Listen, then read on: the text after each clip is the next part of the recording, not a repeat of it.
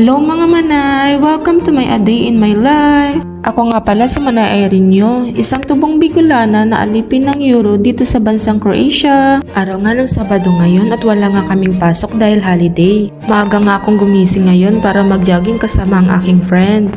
Siyempre, kailangan magbawas ng taba paminsan-minsan. So nag-aantay pa nga kami ng bus na masasakyan dyan dahil may kalayuan pa nga yung area na pupuntahan namin. 6 AM na nga sa mga oras nang yan, pero grabe, tirik na nga ang araw. Pero siyempre, walang makakapigil kay Manay nyo na gustong sumeksi. Dahil nga kalakihan na nga din ang aking braso sa kakabuhat ng mabibigat, sabayan pa nga ng malalaking bilbil, ay paldo. Kaya nga Manay, mag-workout ka at baka magmukha ka ng bouncer. So ayun na nga, pagbaba nga namin ng bus, naglakad pa kami ng 10 minutes papunta sa beach. Wow, ang ganda! Ito na nga yung Senjan City Beach na matatagpuan nga dito lang sa Split, Croatia. Sa mga naghahanap nga dyan ng magagandang beach ay isa nga ito sa mga marerecommend ko. Ilalagay ko nga dito sa taas ang full address ng Senjan City Beach.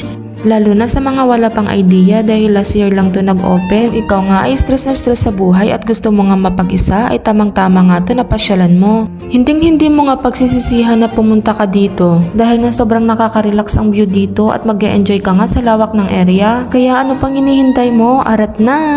Pagkatapos nga namin magpapawis ay in-enjoy na nga muna namin yung view habang naglalakad. Naghahanap nga kami ng mauupan na medyo makulimlim. Alam mo na, mga Pinoy, takot sa init.